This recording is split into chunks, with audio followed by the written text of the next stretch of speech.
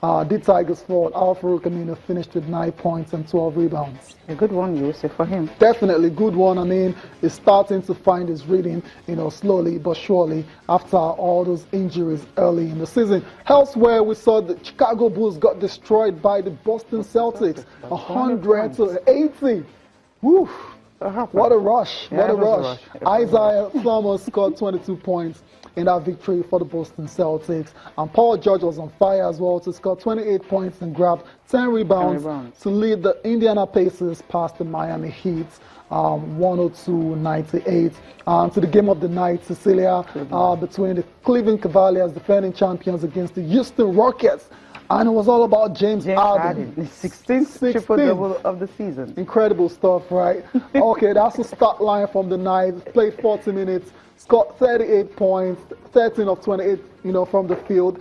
That's not a bad percentage at all. 10 rebounds and 11 assists. I mean, this season has been obviously dominated by Russell Westbrook. But if the MVP had to be decided now, you have to say Russell first, James Harden second. It's like we have Russell Westbrook having 32 triple-double this season. Yeah. And he's having and the next person is 16. Half of it. Incredible stuff. Yeah, incredible stuff. What a player and what a season we've had in the NBA so far. The season is gradually, rounding off now. We have about 16 games to go. Then it's going to be playoffs time. And that's what we've been waiting for a while now. That's when it really starts. I mean, the games have been on, but I get your point. Yeah, we're waiting for the real one. The real one. When you have those guys who are losing as much as 20 points to get to go, and we're having the real guys get to play the real games. Okay, Cecilia. Let's go from here. Okay, we'll talk about the CAF Champions League now. Talking about what happened to Nigerian team on the continent. From home, they weren't playing at home. They got a convincing win. But they weren't playing away from home, a night to forget for them, for Rangers International. Home front is not looking good.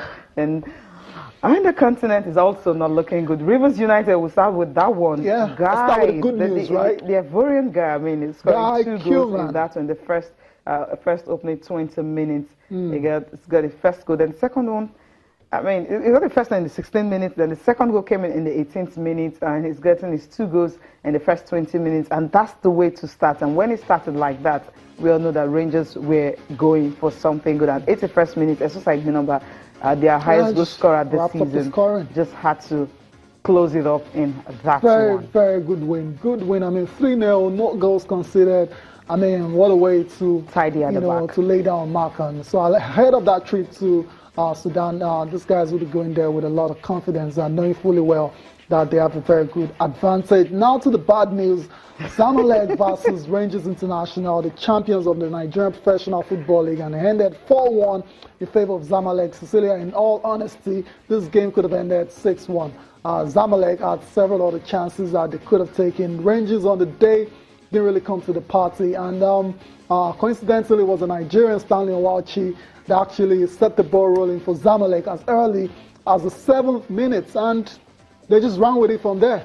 Yeah, they just ran with it. They were just flat in the first half. So they were really flat. They were flat, so there was nothing to write home about. But then when they got that consolation goal, which is something I'm actually looking at, because if you have to score a goal in the 84th minute, Charles Negedu was the one who gave them that, consolation goal. That might just be the tunic they need. I mean, if you have one away goal, you're 4 goals down. So if you get to score 3 at home without conceding, then obviously I mean, what that does is, I mean, it's a glimmer of hope. One at least goal, there's hope. Yeah, there is. I mean, it's 4-1 is a lot better than 4-0. Yes. Right. So Rangers will be going into that second leg. That's next week. Actually, the weekend. That's on the 19th of March. They'll be going into that game believing that they can turn this around.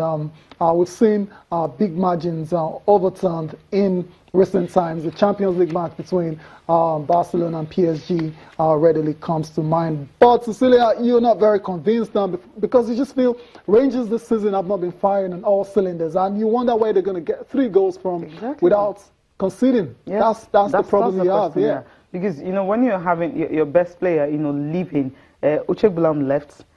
After that, I think they've not been able to get that player who can actually, you know, come That's and just give one them. player. That's what I'm saying. Just But one. if you go watch all the clips of last season, He was very you know, crucial. he was exactly. He's a match that. winner. So if you don't have that match winner, and there was really no good replacement for him and all that, so sometimes you get to struggle. And the fact that they won a league season after they won a league title after a very long time, like 32 years. So coming into another season, they're a bit relaxed and say, okay, we're good, we're too good. So that's you saying you're too good. The confidence might just be, it's too much on your side, and you needed to have, you know, look inward and work on yourself. You know, the coach said something about when you're the champions, everybody wants to play you, surely. Everybody wants to beat you and all that. So if you know that, then maybe there are things can actually say to the players, forget what happened last season. Let's focus on this season. I know they don't want to defend the title the way Leicester, you know, did in England and all that. Nobody wants that. So if you, this particular result isn't a good one at all. Not at all. Maybe, just maybe they can turn it around.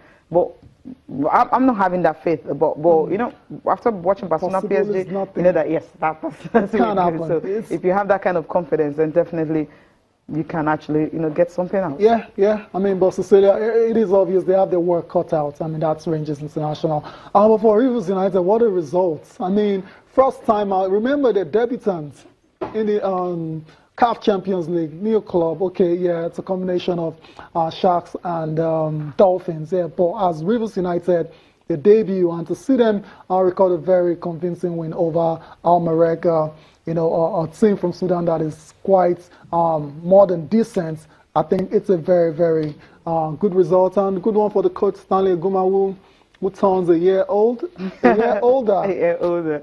When was that again? Perfect birthday present. Perfect birthday, yeah. You say it's a good one. And he said they didn't have a bad game. They have a very fantastic game. So that tells you a lot that if they didn't have a bad game and they get to score 3 goals, they're going away from home. Don't have the confidence of PSG when you're going away from home. So just have the confidence of Barcelona. We're playing the home. Like you're playing the home, so you can actually turn it around. Because when you have 4-0 deficit being turned around, then you're going to a stadium that is about 43,000 capacity. And the coach actually complained about the fact that they're not used to playing at 6 p.m. At 4 p.m. they used to play in the night from 8 p.m. and all that. And they used to play on grass and not on plastic pitch. So you know what's going to happen in the second leg. We'll go for a break now. We'll return. We'll talk more sports. Stay with us.